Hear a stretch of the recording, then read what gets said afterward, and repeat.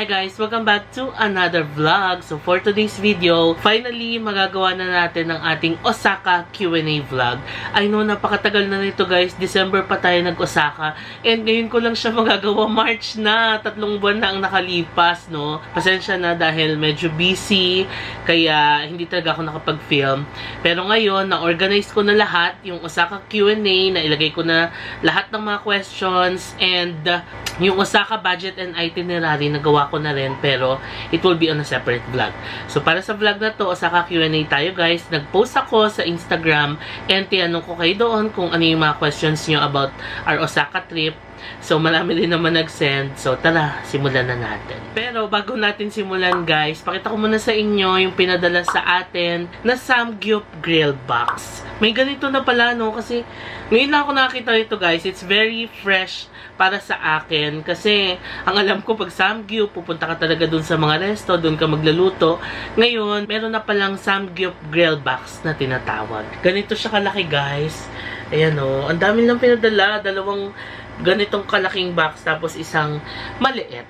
So, itong box na to is yung tinatawag nilang premium box. Pakita ko sa inyo yung loob, guys. Ayan, so ito siya, guys. Samgyup Grill Box. And then, pag inopen mo, na-amaze ako sa loob niya, guys. As in, Samgyup set talaga. Ayan, pag inopen nyo, makikita nyo yung instruction dito sa box. How to cook. Pakita natin yan mamaya. Pero yung laman niya guys ay buong set na ng Samgyup. So may meat na, tapos meron ng seaweed, may rice na, baby potatoes, corn, meron na ring fish cake, tapos kimchi, lettuce, tapos meron pang mga dip guys. So ito yung cheese, sesame oil, and then samjang. Tapos meron na ring ano guys, dito mo i-grill yung meat. Ang cute no? So meron na silang charcoal, merong lighter, tapos yan. Diyan ka na mag-grill. Ang nice, no? Kasi kumpleto na siya. Meron na rin siyang tong nakasama. Meron na rin utensils. Tapos may chopstick. So, complete set na siya. So, ganito daw yung tong. Galing no? May lighter na. Yan. Pag nag-ignite na ng ganyan, pwede mo na raw siyang ipatong. Tapos, gupitin na rin natin yung meat na ilalagay natin. Hindi na guys, nakikita nyo, umuusok na siya. Ngayon, pwede nung ipatong to. Kasi, pwede na tayo mag-ihaw ng meat. Kunin nyo na yung meat guys. Ilagay na natin. Yan na, nilagay ko na yung meat. So, by the way, yung isang balot pala nito guys ay 100 grams daw. So, habang nihintay natin maluto guys, i-share ko sa inyo kung saan pwedeng umorder kung interested din kayo na mag-Samgyup and tinatamad kayong lumabas, no? Ayan, i-share natin dito ang kanilang Facebook page. Ang pangalan nila sa Facebook ay Samgyup Grill Box, Manila, Mandaluyong, and Quezon City. Ilalagay ko rin yung link sa description box below. So, itong pinadala nila is yung premium box. So, ilagay din natin dito guys yung inclusions ng premium box. Kompleto na siya guys, 'di ba? Naisip ko nga pag nagpa-meeting ako sa team ko, order kaya ako nito, 'di ba? Pagkain namin kasi napaka-convenient guys. Ipapadala na lang, for example, may office meeting kayo, tapos order kayo nito and ayan, makakapag-Samgyup na kayo kasi isang buong set na siya, ayan. So ang price ng premium box guys ay 379 pesos only. Meron naman silang regular box amounting to 269 pesos. Lagay din natin dito guys yung inclusions ng regular box. Tapos, meron din silang regular supreme amounting to 349 pesos. Aside from the boxes na pwede nyong orderin guys, pwede rin kayong mag-add-ons. Ilagay natin dito lahat ng mga pwede nyong i-add-ons. Aside from that, meron silang promo guys. Ilagay natin dito. You will get 3 free iced tea for every 3 grill box na orderin nyo. Meron ding buy 5 and get free 5 iced tea, tapos may 50 off pa. Tapos ayan, may mga bulk orders. Promo sila, buy 20 grill boxes and buy 50 grill boxes. Ayan na guys, malapit na maluto. OMG, tignan nyo ha. Tanan! O diba? Tsaka ang bilis niya maluto kasi pag ganitong mga meat, diba? Mabilis naman maluto. Panalo guys, ang bango. Guys, luto na ang ating meat. Kita nyo naman, ang juicy, oh. Ngayon, bago natin kainin, sausaw natin siya sa sesame oil and cheese. Let's eat. Okay.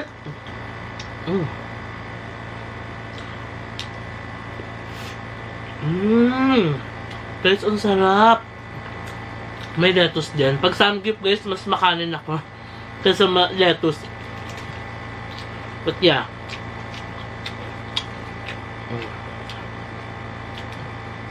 Ayan o.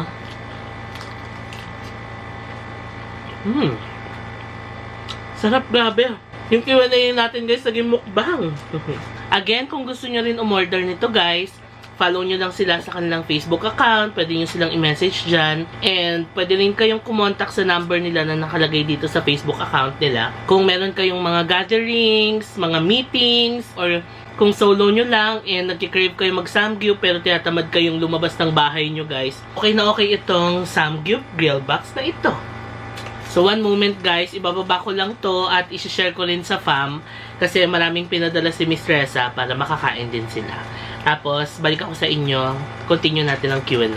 Pasensya na guys kung ganito yung boses ko kasi sinisipon-sipon ako. Baka dahil sa papalit-palit na weather, diba? Gagaling tayo sa mga malamig na countries, tas mainit, mainit, ganyan. Anyway, let's start. Question from Vivian Maranan. Hi JM, my mom and I love your vlogs. Do you know if unvaccinated travelers are allowed?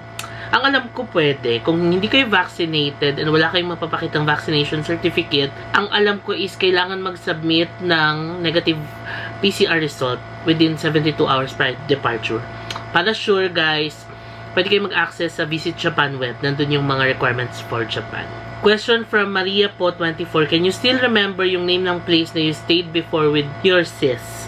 So, ang dami nagtatanong nito guys, no, pasensya na kasi ilang beses ko siya nabanggit sa Osaka vlogs natin pero hindi ko mabigay yung link kasi guys, binook ko siya sa Airbnb and ngayon, chinecheck ko yung history ng booking ko sa Airbnb, hindi na siya nakalist eh. So, I'm not sure kung nagpapa-Airbnb pa rin yun or not. Pasensya na guys, hindi ko nabigay yung details nun. Question from Sir J. Magkano po budget for hotels and total stay? Meron tayong ginawang vlog nito na where to stay in Osaka. Puntahan mo lang yan, Sir J, and makikita mo kung magkano yung budget natin for the hotel. Question from Chili Manzi. If you have a Coca card, no need na ba to buy passes? Yes. Pwede rin namang may pass ka kasi yung mga pass pwedeng selected lang, 'di ba? Maganda yung may Coca card ka or Suica or Pasmo card para siyang beep card sa atin ng reloadable tapos you can use all over Japan. Question din from Chili Manzi, saan daw nabibili yung Coca card? I cannot remember actually kung saan namin siya nabili. Pero usually pag ganyan, sa mga train stations siya nabibili. And yung iba ay nabibili sa mga convenience stores.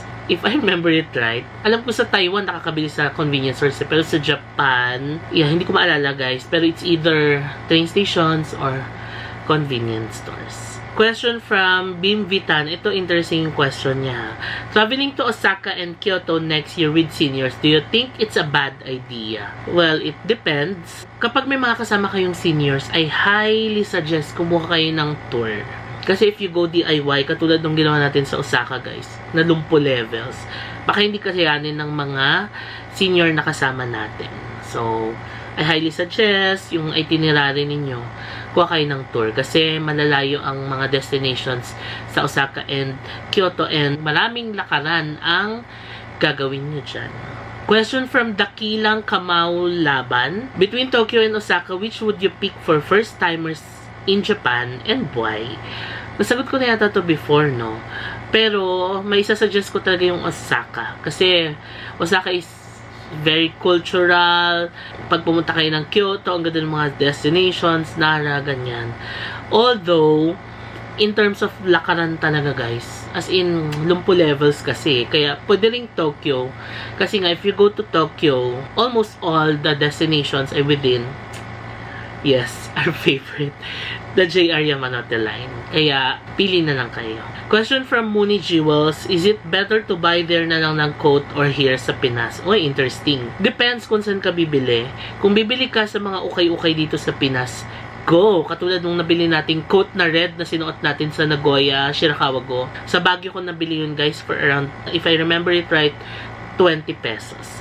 Ang ganda na, diba? Kung sa ganun ka bibili, go. Pero kung bibili ka dito sa mga retail shops, sa mga malls, No, mas mura sa Japan. Actually, mas mura sa ibang bansa bumili ng mga damit, guys, kaysa dito talaga. So, kung ganon, doon na lang kayo bumili. Question from Sheet Travel Share. Recommended card for train subway. Ako, I used iCoca card, no? Nabanggit ko before na yung iCoca card ay for Osaka, yung Suica ay for Tokyo. Apparently, hindi pala. It works pala all over Japan. So, kung may iCoca ka, it will work sa Osaka, pati din sa Tokyo and other parts of Japan. Kung may Suica ka or pass mo, ganun din yan. Pero ako, as a collector ng card, syempre, mas maganda yung bumibili tayo sa every prefecture, diba? Para addition to our collection. Question from Queen Jamir, what passes did you purchase for your Kansai trip? Love your vlogs po. Actually, hindi ako bumili ng pass. Ang ginamit ko lang talaga is iCoca card, tas niluloadan lang natin. Pero kung mapaplano nyo na maigi yung itinerary ninyo, meron mga JR passes, no? I remember nung last trip namin, kumuha kami ng West Kansai Pass. Feeling ko nakatipid kami noon kasi pumunta kami ng Nara, Kyoto, Universal Studios, ganyan. So, yeah, that's it. Question from IVSBM, hindi po ba mahigpit pagkuha ng visa going to Osaka now? Going to Japan, hindi. Meron tayong vlog niyan. Puntahan mo lang sa YouTube channel natin yung multiple visa Japan something na vlog.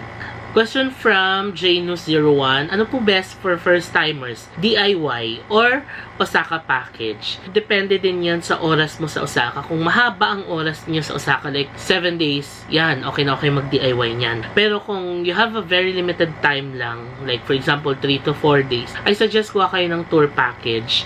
Kasi sa tour package, mas marami kang makukover na lugar kaysa magdi-DIY ka. Question from Islena Stream. Hi JM, anong Wi-Fi source mo? SIM or nag-rent ka ng packet Wi-Fi? Sa Osaka guys, ginamit lang natin yung SIM card na nabili natin sa Tokyo. Fortunately, may laman pa siya so hindi tayo nagka-problema. Question from Geomir, mahirap ba ang transpo system nila? Nakakalito ba? Love your vlogs. Thank you. Hindi mahirap guys. Sa una lang medyo nakakalito-lito pero once you get the gist of it, okay, nakayang-kaya yun na yan. Question from Meg B. Morrison, saang area best magstay sa Osaka? Need ba ng iCoca card to get around or pwede lakarin? Para sa akin guys, best talaga magstay sa Dotonbori, Shinsaibashi area, and Namba area. Kasi malapit talaga sa lahat. Pwede naman talaga siyang lakarin, pero yung mga destinations guys ay malalayo talaga. So, I suggest ko kayo ng iCoca card. Question from Minette to win it. Hi, best reco for yakiniku that serves Kobe and Wagyu beef. Budget friendly din po sana. I'm not sure kasi hindi ako nakakain ng Kobe and Wagyu beef sa Osaka. Pero best place for yakiniku like.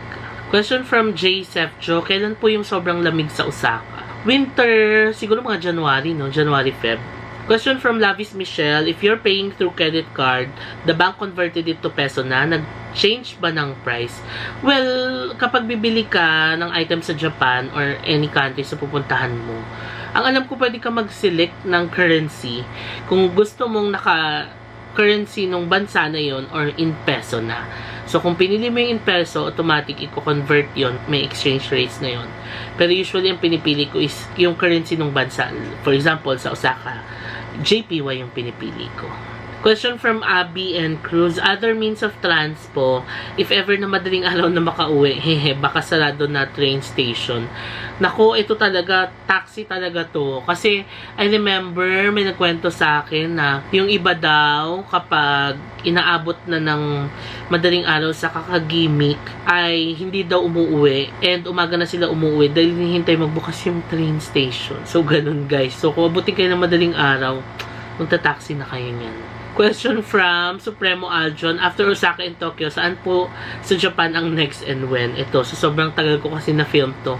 Nakabalik na tuloy tayo ng Japan. Pero, yeah, for the sake na ma-answer natin, we went to Nagoya, Japan. Question from DJ23_RN, is it family friendly? Can seniors who use wheelchairs and babies in strollers do it too?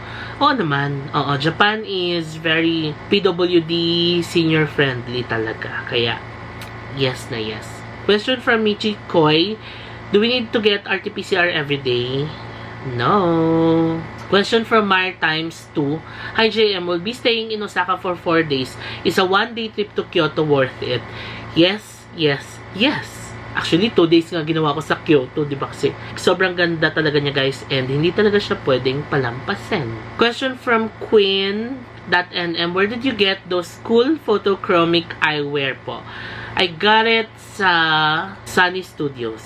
Yeah, meron tayong vlog niyan guys. Hanapin nyo lang. Ginawa natin yan Vlogmas December 2021. If I remember it right. Question from Bernie Used 222. Favorite place in Osaka? Dotonbori guys. Like in terms of food, naku, ang sasarap talaga. Question from Gay Lalu, paano po kayo naghahanap ng maganda at sulit na tirahan sa Osaka? Ito, may ginawa din tayong vlog nito, paano ako nagbubook ng accommodation, ganyan. So, hanapin nyo lang yan sa YouTube natin, makikita nyo yan. Question from Ledge Bonao D, would you recommend Kyoto Nara tour from Klook for first-timers? Or DIY Kyoto na lang and wag na Nara? No, dapat isama nyo yung Nara kasi maganda yon. So, yeah, I highly recommend yung Kyoto Nara tour talaga. DIY ban or you get a tour package. Basta puntahan nyo silang dalawa kasi maganda talaga doon. Question from Zarin Joey. Hi, big fan of your vlogs. Worth it ba yung JR Pass if we travel Tokyo, Mount Fuji, Osaka, and Kyoto? I guess oo. Worth it na siya kung ganito karaming destinations yung pupuntahan mo. Question from Joy Banyas 12. Ilang minutes ka nagre-rest bago ka ulit maglakad-lakad? Ha? Depende, no? Usually, in between my itineraries, mga 1 hour to 2 hours yung rest ko talaga, no? Kung mapapansin nyo yan, sa mga previous international trips natin, lagi tayong may rest talaga in between the day. Unless, hindi kakayanin, kagaya nung sa Mount Fuji na buong araw, ganun. Pero as much as possible, nagsisingit talaga ako ng rest in between para hindi naman tayo masyadong pagod. Question from Vienna.c.s. Hi JM, do you agree na hindi friendly for senior tourist ang Japan? More lakad kasi. No, okay naman. Friendly naman talaga ang Japan for senior tourists. Kasi number one, sobrang chill lang talaga. Unless gagayahin yung itinerary na ginawa ko sa Osaka and Kyoto and Nara na super lakad, lumpo levels, kanyan. Pero if you get a tour package, yeah, okay lang yan. Question from Sandy Zands. Mas okay po ba gumamit ng credit card kaysa magpapalit ng cash for paying food, shopping, etc.? Pag ganito guys, prefer ko talaga magbayad ng cash na lang. Kasi sayang, di ba, nagpapalit ka na or nag-withdraw ka na, so may exchange rate na yun. Tapos, gagamit ka pa ng credit card, another exchange rate na naman. Unless, magsha-shopping ka, like, bibili ka ng mga malakihang items, malaking amount na items, yan, pwede kang gumamit ng credit card dyan. Question from RBMP_Pile21. Mostly narating mo na lahat ng majority sa Asia. Any plans to travel like USA or Canada? Why not? Soon, pagtatrabahuhan natin yan. Question from Zels GTN. Technique para sa nakakalitong train stations. Ano po unang titingnan? Colors ng line po ba? Actually, yes. Pwede nyo tignan yung colors ng line kasi yan din yung palatandaan ng bawat line, no? Hindi lang sa Japan, kahit sa Singapore, sa Taiwan, sa Hong Kong, and sa iba pa. Kahit dito sa Pinas, di ba? Magkakaiba yung line, magkakaiba yung kulay. Question from I'm.Girl Marina. Ito na Osaka question, but do you also plan to go to Korea? I look forward to your itinerary. Yes, I've been wanting to go to Korea since last year pa guys, pero hindi talaga tayo pinapalad makakuha ng visa appointment. Pinalad man tayo before, nakapag-apply tayo, na-deny naman tayo. Pero ngayon, nagtatry tayong mag-apply ng visa appointment. Wala na, hindi na tayo makapasok talaga sa website nila. Question from Asha Ibarza. Bakit hindi ka kumuha ng pass like KTP or JR? Mas okay ba yung IC card load lang? Well, honestly, I didn't have the time talaga to plan my itinerary. Pero kung nagkaroon man ako ng time and the plot ko talaga yung bawat gusto kong puntahan, baka kumuha ako ng pass. Pero since hindi nga ako nakapag-plan ng maayos, sobrang naging busy ako nung time na yan, December. Kaya, ayun, I opted na mag-IC card na lang para wala na akong alalahanin. Less stress, less planning out. So, walang problem, diba? Question from Rachel Ross 15. Best time to visit Japan for first-timer. Ang hirap naman ito kasi ang ganda talaga ng Japan ng autumn, ang ganda ng Japan ng winter, ang ganda ng Japan ng spring. Summer hindi pa ako nakapunta. So, I guess, autumn. Kasi spring di ko pa na-try, di ba guys? Kaya, autumn ang mag-recommend ko. Question from Kina 67. Hi JM, yung pag-taxi tulad ba dito na papara ka lang din? Oo. Pero alam ko meron din silang mga app kung saan pwede ka mag-book. Katulad nung nagpatulong tayo sa hotel, di ba? Nag-book siya nun sa app. Pero pwede ka rin pumara lang. Katulad nung ginawa natin when we went to Dotonbori, yung nag-donkey shopping tayo. Tapos, alauna na ng madaling araw and sobrang lamig. Kaya I opted na mag-taxi na kasi hindi ko na kaya. So, ayun. Pinara ko lang yun. Question from Erica Hapitan. Can I use Icoca card to Osaka and Sapporo? Yes. Question from G. Nico Lechua. What size luggage do you use? At ano po size ang kasya sa train station lockers? Yung kulay blue ko is large yata. Hanggang ngayon, hindi ko pa rin alam. Pero parang large kasi meron pang extra large, diba? Tapos kung ano yung magkakasya sa mga coin lockers sa train stations, depende din, no? Maraming mga type of lockers na kasya yung iba't ibang size ng bag. So, kung small bag ka lang, mas mura.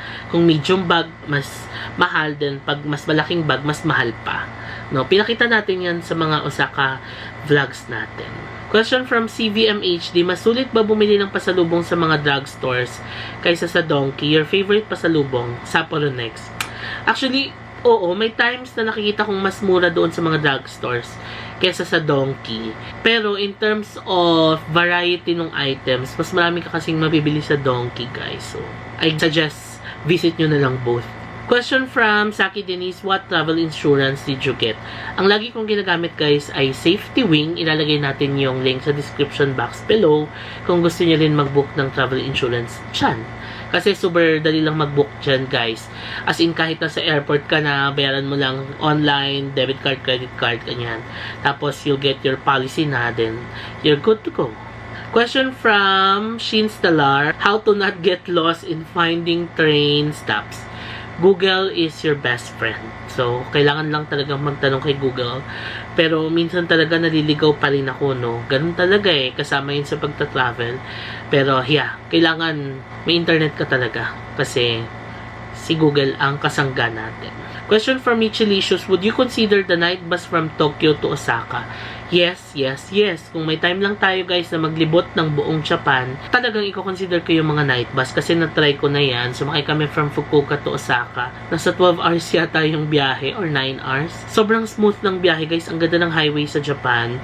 So, makakatulog ka sa bus. Pagising mo, nasa Osaka ka na. So, yes. Question from Anthrax Gal, how was your stay sa Capsule Hotel? Wala naman bang pasaway na kasama sa room? Wala. No, yung mga nakasama ko doon, mga Japanese din, and sobrang respectful nila, sobrang courteous, mababait, and they mind their own business. So, mind your own business lang din.